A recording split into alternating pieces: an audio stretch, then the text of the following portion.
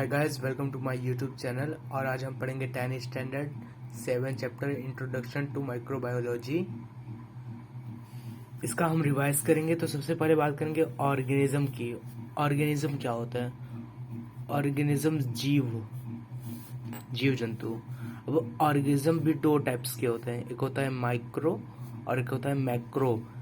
अब micro organism क्या होता है? माइक्रो ऑर्गेनिज्म में जो छोटे बैक्टीरिया मतलब वेरी स्मॉल रहते हैं, और मैक्रो का मतलब जिसको हम आसानी तरीके से देख पाते हैं। अब माइक्रो में क्या आता है? बैक्टीरिया आते हैं, फंगिस आते हैं, सेल्स आते हैं। ये सबको देखने के लिए हमें माइक्रोस्कोप की जरूरत पड़ती है।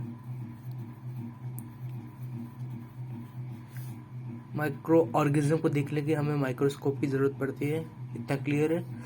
अब बात करेंगे माइक्रोबायोलॉजी का मतलब क्या होता है। इंट्रोडक्शन।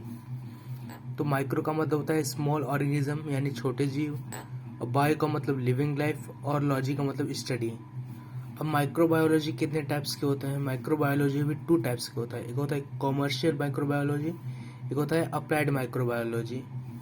अब कॉमर्शियल बायोलॉजी में क्या होता है? एक तरीके से इसको इंडस्ट्रियल माइक्रोबायोलॉजी भी बोला जाता है।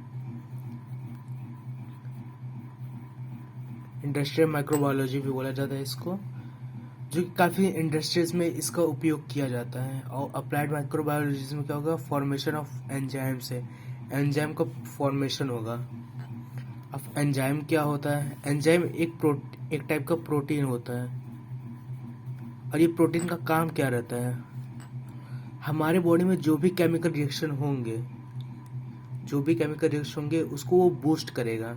कौन बूस्ट करेगा? एंजाइम्स। इसका यही काम रहता है। उसी के बाद बात करते हैं प्रोडक्ट की। अब प्रोडक्ट्स में क्या आता है? हमारे चैप्टर्स में दिया हुआ है उसी प्रकार से यहाँ पे प्रोडक्ट्स में डेयरी प्रोडक्ट्स आते हैं, फिर योगर्ट प्रोडक्ट्स, बटर, चीज एंड विनेगर प्रोडक्ट्स, और यही सबको बोला जाता है प्रोबायोटिक। सबसे पहले हम देखेंगे डेयरी प्रोडक्ट की। डेयरी प्रोडक्ट की बात करते हैं तो डेयरी प्रोडक्ट में क्या होता है? मिल्क से कर्ड बनता है, यानी दूध से दही बनता है। तो किसकी वजह से बनता है? फर्मेंटेशन की वजह से। और फर्मेंटेशन क्या होता है? Change the states of any substance to other state with the help of microorganism।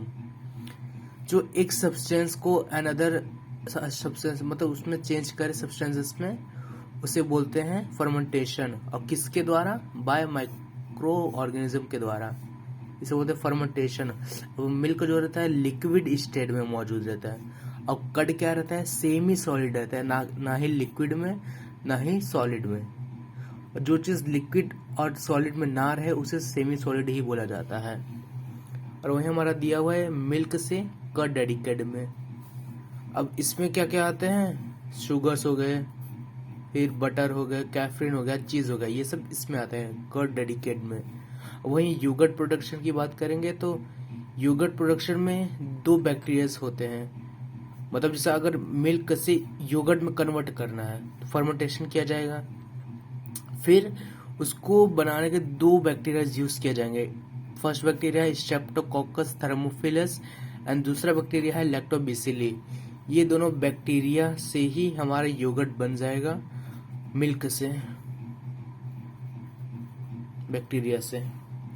अगर वहीं योगर्ट की हम स्ट्रक्चर बनाएंगे तो किस तरीके से बनेगा? C double bond OH aldehyde एक टाइप का इसको बोला जाता है, इसका नेमिंग दिया गया है, और इसे मिथेनॉल भी बोला जाता है।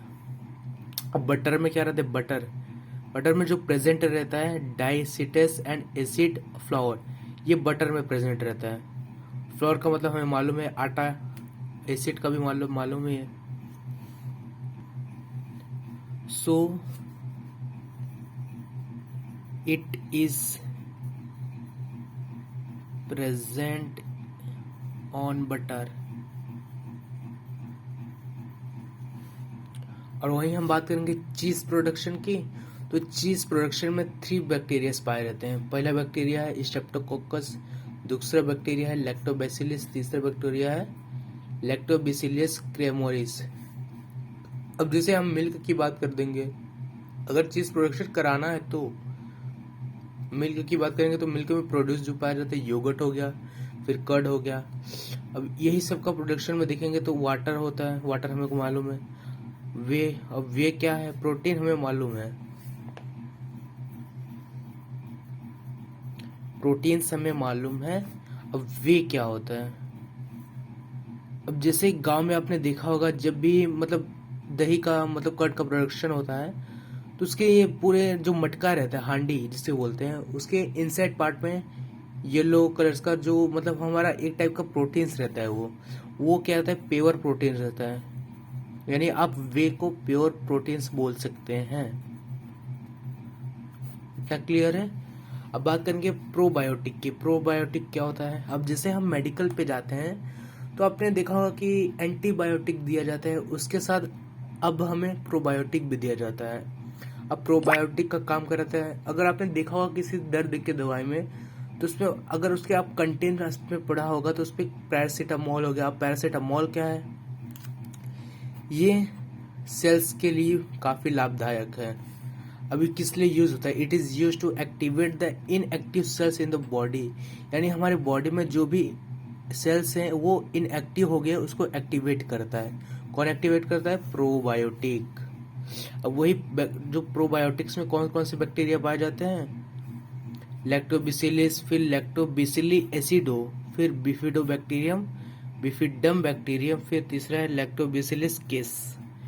ये 5 पाए जाते हैं प्रोबायोटिक। वहीं बात करेंगे ब्रेड की। ब्रेड का मतलब पूरा प्रोसेस कैसा है? तो ब्रेड का पहले फर्मेंटेशन किया जाएगा। अब वो फर्मेंटेशन किसकी वजह से होगा? वेट की वजह से। अब वेट कहाँ से आया? फ्लावर से आया। फ्लावर कहाँ से आया? डफ में से आया, खेत में से। अब इसमें क्या प्रेजेंट रहता है? Present yeast. अब ये जो बैक्टीरिया है एक टाइप का, ये भी एक टाइप का बैक्टीरिया, सैक्रोमेस क्रिसिवरिया। ये जो अगर जहाँ भी तुम्हें फर्मेंटेशन कराना है वहाँ पर बैक्टीरिया मौजूद रहेगा ही। फिर वहाँ पर फर्मेंटेशन होगा, फिर फर्मेंटेशन के बाद आपका ब्रेड रेडी हो जाएगा। वहीं अगर विनेगर प्रोडक्शन की बात करें, जिसे हिंदी में सिरका बोलते हैं, सिरका हमें सबको मालूम है। इट इज़ यूज टू टिपरेटिव पिकल्स। ये अचार में यूज होता है। और भी फास्ट फूड जैसे चाइनीज भेल हो गया, फिर मैंचूरियन हो गया, ये सब में ये विनेगर यूज किया जाता है। अब विनेगर क्या है? विनेगर हमें मालूम है सिरका होता है। अब ये क्यों यूज होता है? हमारा जो भी फास्ट फूड है उसको टेस्ट में चेंज लाने के लिए। जो हम चाइनीज भेल खाते हैं उसका टेस्ट जो जिसकी वजह से रहता है वो मेन उसका विनेगर ही रहता है। अगर विनेगर नहीं डालोगे तो उसका टेस्ट वैसा नहीं आएगा। सिंपल सी बात है। और वहीं अब बैक्टीरिया की बात करेंगे, इसमें क्या प्रेजेंट रहता है? तो एसिटोबैक्टर एंड ग्लैकेनोबैक्टर, ये दोनों बैक्टीरिया इसमें प्रेजेंट रहता है विनेगर में। और वहीं पे आता है अजीनोमोटो। अब अजीनोमोटो क्या होता है? ये भी यूज किया जाता है। मोनोसोडियम ग्लूसीमेट, ये इसमें किसमें यूज रहता है? विनेगर में। इतना प्रेजेंट रहता है हमारे विनेगर में, जिसकी वजह से हमारा टेस्ट चेंज होता है। वही हमारा माइक्रोबायो एंजाइम दिया है। अब एंजाइम हमने पढ़ा था पीछे ही कि मतलब जो भी केमिकल रिएक्शन होता है उसको बूस्ट कर देता है। अब इसमें क्या आता है? बायोलॉजिकल कैटलिस्ट आता है। बायोलॉजिकल कैटलिस्ट का क्या काम है? It is doing fast chemical reaction in the human body. वहाँ पर हमने देखा था कि एंजाइम वो केमिकल रिएक्शन को बूस्ट कर रहा था। ये क्या कर रहा था? बूस्ट कर रहा था। और यही वो फास्ट कर देगा। अब बूस्ट का मतलब होता है बढ़ाना, बढ़ा देना, बढ़ाना। वही फास्ट का जल्दी, एकदम फास्ट करेगा वो सब। जो माइक्रो एंजाइम है वो केमिकल रिएक्शन को फास्ट कर देगा। वो वही बात करेंगे एंटीबायोटिक की। तो एंटीबायोटिक क्या होता है? जैसा कि हमने वहाँ पर पीछे ही पढ़ा, it is use to killing the harmful bacteria in the body. मतलब बॉडी में जो भी हार्मफुल बैक्टीरिया रहेंगे उसे ये एंटीबायोटिक किल करेगा, जो कि हमें हमारे अन्य मेडिसिन के अलावा दिए जाते हैं एंटीबायोटिक। और उसी के साथ एक और जो एंटीबायोटिक का नेम आता है मेडिसिन में, रिफ्यूजिमिनेसिस। ये किस में यूज होता है? ये भी एक टाइप का एंटीबायोटिक है। ये सिर्फ मतलब जो ट्यूबरक्लोसिस हो गया, टीबी जिसे हम बोलते हैं, वो सिर्फ इसमें यूज हुआ जाता है। सो गाइस, आपको उम्मीद है कि आपको हमारा ये लेक्चर पसंद आया होगा। अगर अच्छा लगे तो लाइक करना एंड सब्सक्राइब करना। Thanks for watching the video.